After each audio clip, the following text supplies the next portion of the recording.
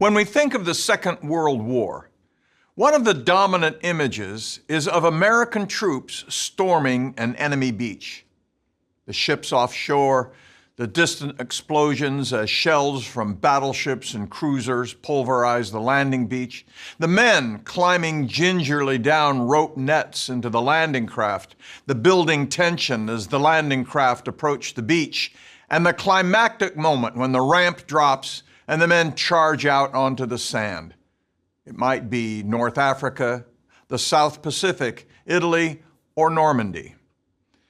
Amphibious assaults are focused microcosms of extraordinary violence that involve naval, ground, and air forces all cooperating in a precisely choreographed operation. Because they involve so many working parts, they are among the most difficult of all military undertakings. And during World War II, the United States Navy executed dozens of amphibious landings all around the world. The U.S. Navy had carried out amphibious operations before. Back in 1847, during the war with Mexico, it landed a 10,000-man army on the Gulf Coast near Veracruz. In 1862, during the Civil War, it carried 100,000 men to the coast of Virginia. And in 1898, during the Spanish-American War, it landed an army in Cuba. But it was during the Second World War that amphibious operations emerged as a dominant aspect of war. The United States Marine Corps had prepared for this moment. During the 1920s and 30s, the Marines developed a special expertise in ship-to-shore landings. Partly this was because of their assumption that Japan was likely to be a future enemy and that it would be necessary to seize Japanese islands in the Pacific. But it was also a product of the determination of Marine Corps leaders to acquire a specialized skill set that would distinguish them from the Army. Following the improbable American naval victory over the Japanese fleet at Midway in June of 1942, the U.S. Navy Chief of Naval Operations, Admiral Ernest J. King, sought to sustain the momentum gained there. When he learned that the Japanese were building an airstrip on one of the Solomon Islands in the South Pacific, he wanted to preempt that move by occupying the island before the Japanese made the airstrip operational. The name of the island was Guadalcanal. A major problem was that at this point in the war, barely 6 months after Pearl Harbor, the United States had not yet built up the kind of reserves needed to initiate and especially to sustain large-scale amphibious operations. The Marines would probably be able to seize the beachhead.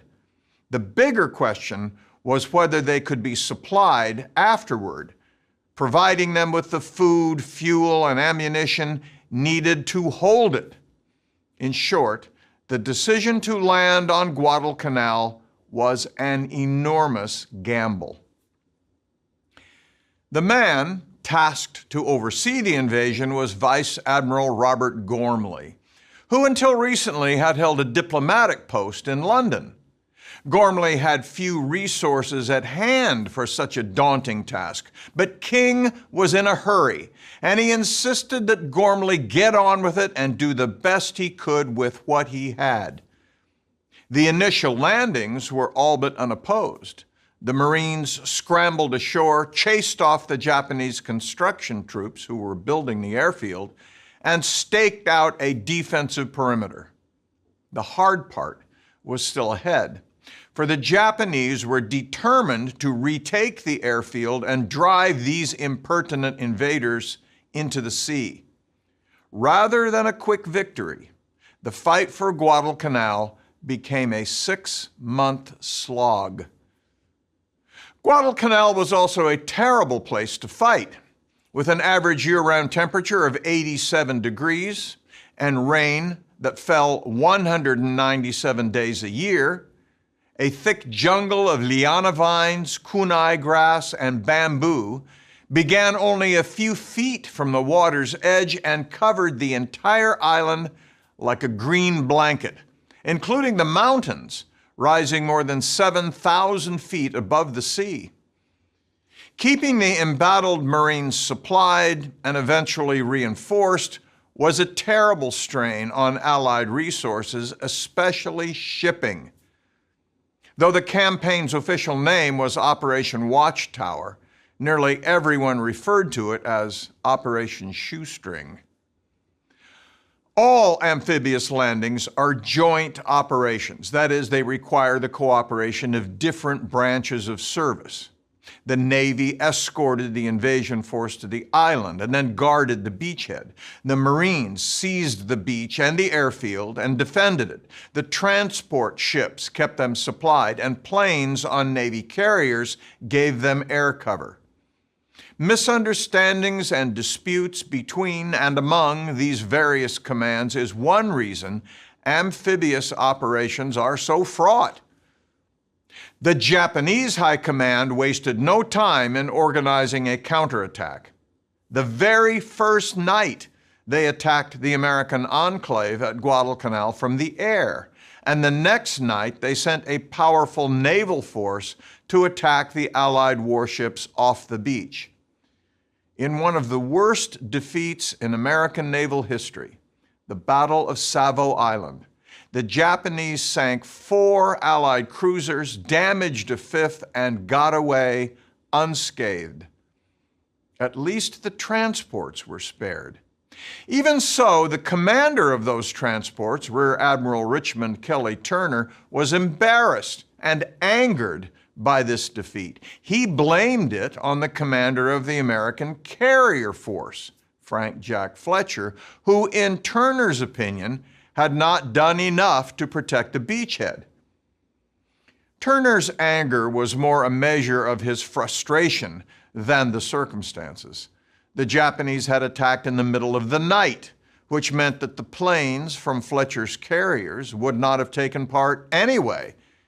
Here's an early example of the kind of inter-service squabbling that characterized amphibious operations. Over the next 3 months, from August to November of 1942, the Japanese rushed reinforcements to Guadalcanal and launched repeated assaults on the Marines' defensive lines. Though it was sometimes touch and go, the Marines held on, and over time they too received reinforcements. In addition to the jungle fighting on the island, the fighting at sea was also ferocious. The Japanese sent reinforcement convoys to Guadalcanal with such regularity that the Americans took to calling them the Tokyo Express. When U.S. Navy forces sought to interfere with these convoys, the result was a series of fierce nighttime surface engagements that pitted American gunnery against remarkably effective Japanese torpedoes. 2 of these battles included the carrier forces of both sides, and the losses were substantial here too. At one point during the campaign, the United States found itself with only 1 operational carrier left in the whole of the Pacific Ocean.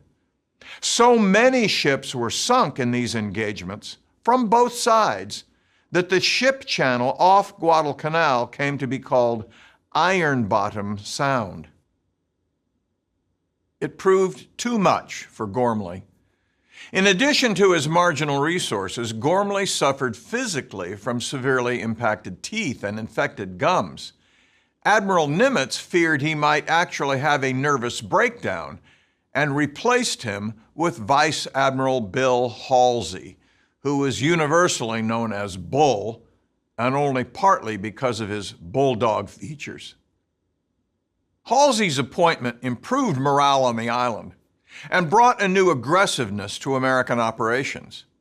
The fighting on land and sea was fierce and costly. Both sides suffered severe losses in what is called the Naval Battle of Guadalcanal in November. But it was the Japanese who blinked, and they decided to withdraw. completing an evacuation of the island in February of 1943. While the campaign had been costly for both sides, it was especially so for the Japanese, who lost more ships, more planes, and more pilots than they could either afford or sustain. The question for American policymakers now was what to do next. For 20 years and more, American naval officers had assumed that in the event of a war with Japan, they would conduct a campaign across the Central Pacific to defend the Philippine Islands. By now, though, the Japanese had already captured the Philippines, and in any case, the new Allied global strategy was to defeat Germany first. Even so, the idea of a Central Pacific drive was so firmly embedded in the minds of U.S. Navy planners that they continued to think of it as the next appropriate step. The Army, and especially Army General Douglas MacArthur, did not see it that way. President Franklin Roosevelt had ordered MacArthur to leave the Philippines in February of 1942, mainly to ensure that he did not become a Japanese prisoner of war. And after he arrived in Australia, MacArthur made his famous declaration, "I shall return." To him, the centerpiece of the war should be a return to the Philippines by the most direct route, which was in the South Pacific. In the end, Roosevelt and the American Joint Chiefs of Staff resolved the dispute by deciding to do both campaigns. MacArthur got command of Allied forces in what was called the Southwest Pacific area, that included Australia, New Guinea, and of course the Philippines. Navy Admiral Chester Nimitz got command of everything else in the much larger Pacific Ocean area. And it must not be forgotten that this was a world war. Even as MacArthur and Nimitz planned offensives in the Pacific, both of which would involve multiple amphibious operations, Allied forces in the Mediterranean, almost halfway around the world, were conducting amphibious operations of their own. British and American forces landed on Sicily in July of 1943, and 2 months later, in September, they landed at Salerno on the Italian Boot. The Germans rushed reinforcements into Italy, and when the Allies encountered fierce resistance along the so-called Gustav Line in central Italy, Allied naval forces conducted yet another amphibious operation behind German lines at Anzio. The landing itself was a success, but the ground campaign soon bogged down into a bloody stalemate that lasted for months. These operations in the Mediterranean affected planning in the Pacific because all amphibious landings, wherever they took place, required the same kinds of amphibious ships, of which there were a finite number. As a result, the Allies had to decide not only which targets to attack, but also how to prioritize them in order to distribute the tools of war. The official Allied strategy to defeat Germany first meant that the bulk of material resources, including shipping, went to Europe, including to England, to prepare for the pending cross-channel assault into occupied France. Yet despite the many claims on limited Allied resources, Navy and Marine Corps forces under Nimitz began the long-anticipated drive across the Central Pacific in November of 1943. To do it, the Navy organized an entirely new fleet, which was labeled the Fifth Fleet. It was huge. Thanks to the arrival of all those new construction warships authorized back in 1940, it boasted a dozen aircraft carriers with more than 500 planes, plus a dozen battleships and more than 50 destroyers. For the amphibious landings, it also included specialized attack transports and cargo ships.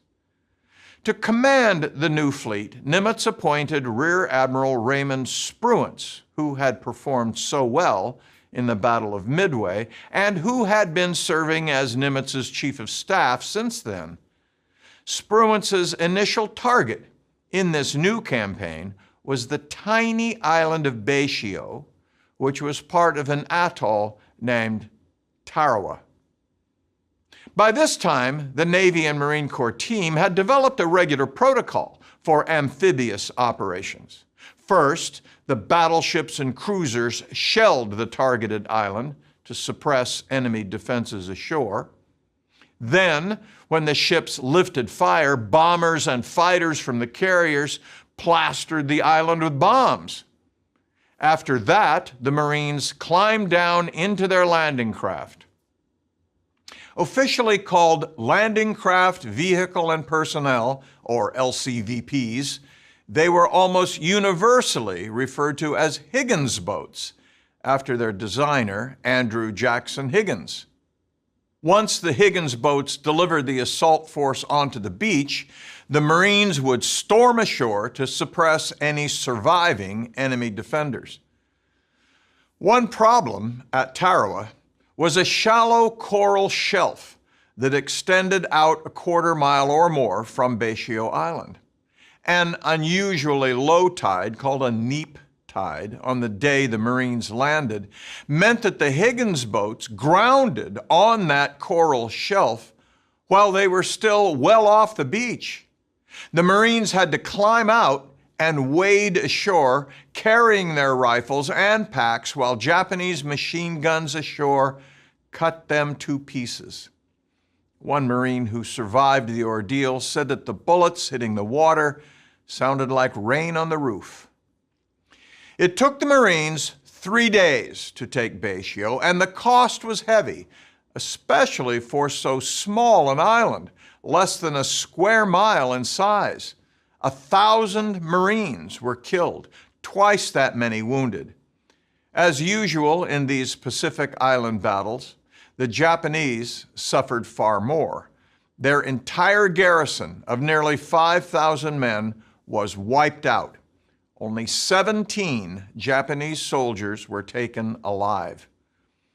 Still, to Americans back home, the loss of so many Marines in so short a period, in so small a space, was shocking. Some wondered if continuing with a Pacific campaign made sense. MacArthur insisted that resources in the Pacific should be funneled to him, and that he should be given overall command of the advance, which should be directed at the Philippines. But the Navy and Marine Corps team had learned valuable lessons from the bloodletting on Tarawa. New gunnery protocols were adopted so that instead of merely blasting away at an island, each ship was assigned a specific target. They also discovered that to smash reinforced Japanese pillboxes, armor-piercing shells worked better than high explosives.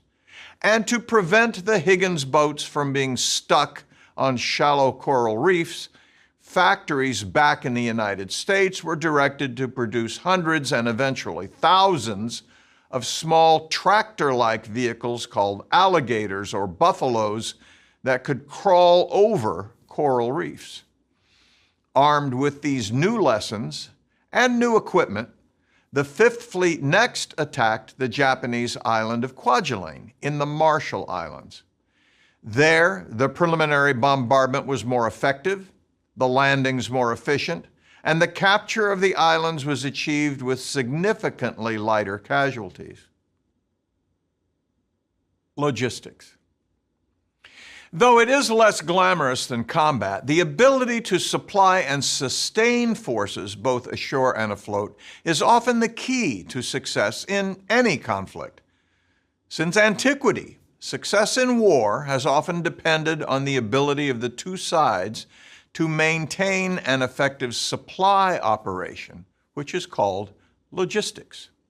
And to ensure logistical support of amphibious operations worldwide, one ship in particular was in special demand. It was called a landing ship tank, or LST. It was not a beautiful ship. Ungainly and slow, the sailors who manned them joked that LST actually stood for Large Slow Target. What made them indispensable was that because of their flat bottom and huge cupboard-like bow doors, they could deliver fully loaded trucks, jeeps, even tanks directly onto the beach. Getting armor ashore early was essential, not only in the Pacific, but on European beaches as well, and LSTs were the only ships that could do that. A single LST could carry 20 Sherman tanks and 30 2.5-ton trucks, the famous deuce and a half, or 2,100 tons of cargo in its cavernous barn-like hold. In addition to that, they could carry 40 light trucks or jeeps on their weather deck. Before the war was over, the United States built more than 1,000 LSTs. They were so ubiquitous that they did not even have names and were known only by the hull numbers, as in LST 235 or LST 560. Even so, there were never quite enough of them.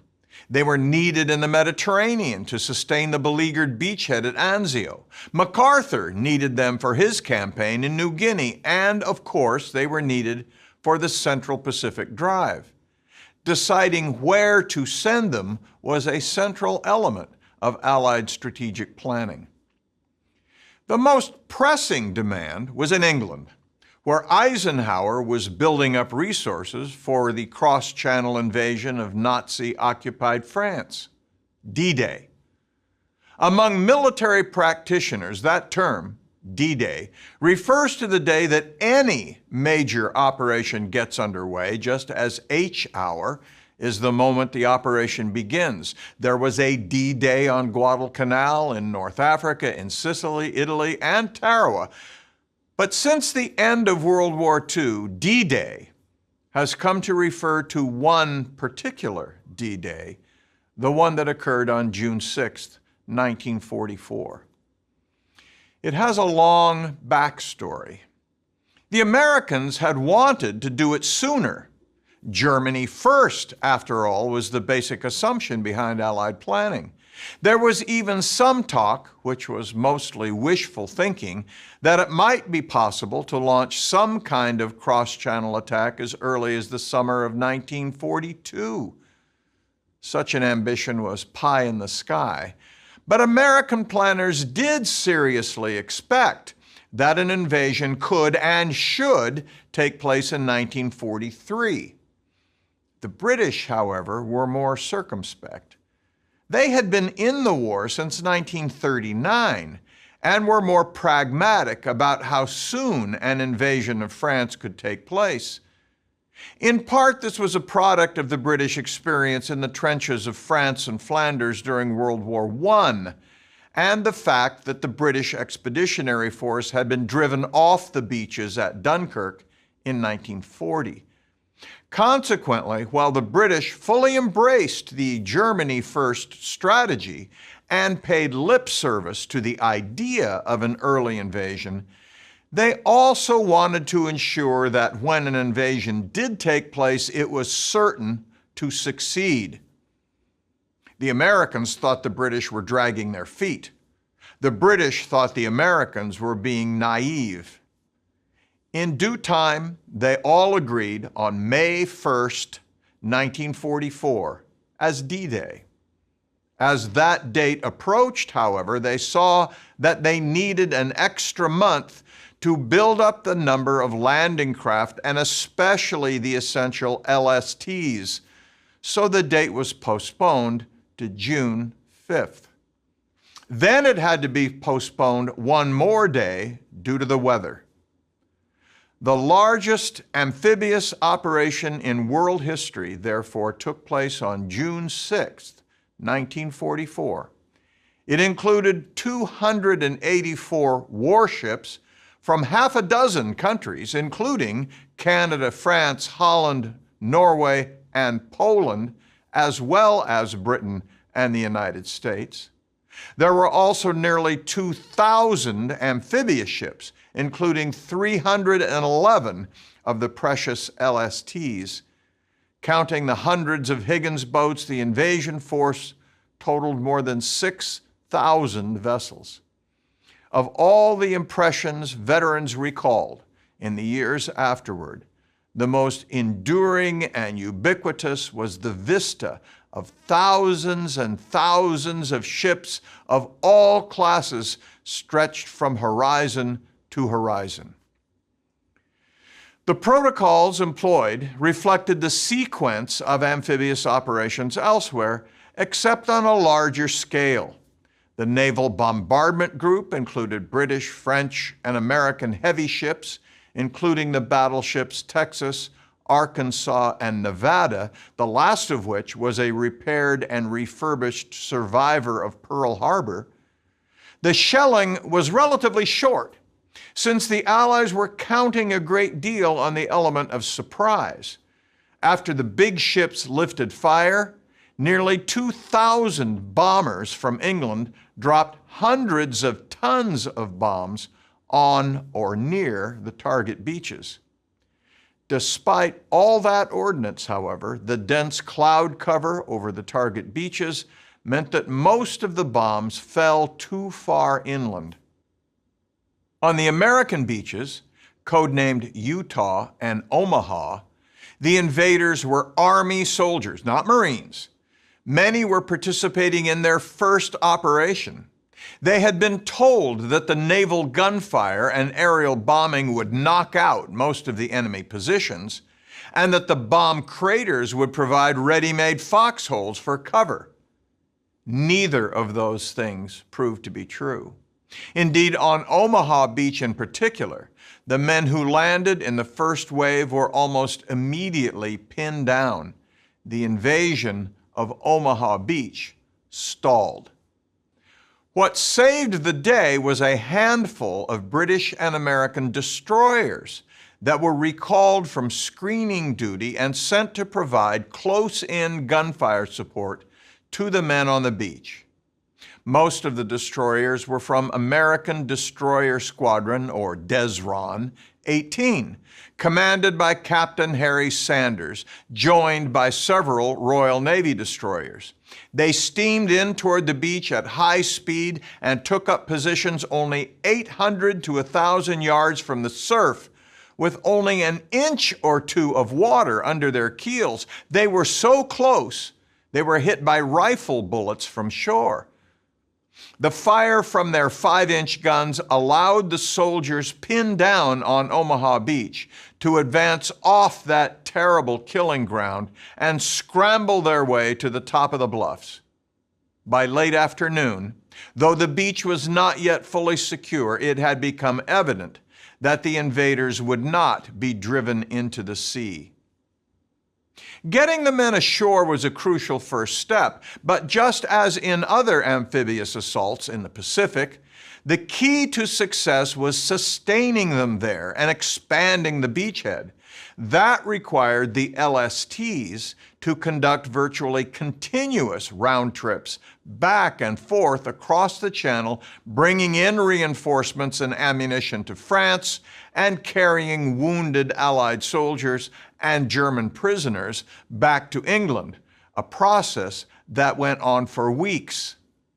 Finally, a month after the landings, in the first week of July, the 1 millionth Allied soldier landed in France. And 2 days after that, George Patton arrived to take command of the newly formed American Third Army. On August 1st, the Allies burst out of their continental enclave to begin Operation Cobra, racing across the French countryside toward Paris.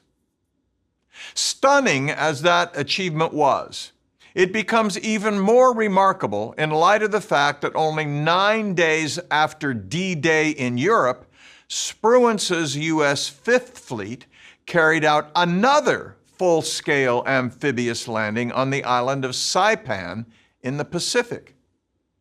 By now, the Fifth Fleet was the largest and most powerful naval fleet ever assembled. It was not as large as the D-Day invasion fleet in the English Channel, but it had significantly more striking power. It included no less than 15 aircraft carriers, hosting more than 900 aircraft, all under the command of Vice Admiral Mark A. Mitcher. It also boasted 7 battleships, 11 heavy cruisers, and 86 destroyers. The amphibious element of the fleet was also enormous, with hundreds of support ships, including attack transports, attack cargo ships, and 64 LSTs. It is remarkable, stunning even, that the Allies could mount 2 nearly simultaneous amphibious landings on opposite sides of the Earth only 9 days apart. Here again is testimony to America's unprecedented industrial productivity that provided the ships, planes, tanks, and other tools of war that made such a feat possible. The Fifth Fleet covered the landing on the island of Saipan, then stood by to protect the beachhead. The Japanese had not committed their main battle fleet at Guadalcanal or at Tarawa or Kwajalein, but they did this time. And their decision to do so triggered the largest naval battle yet in the Pacific, the Battle of the Philippine Sea.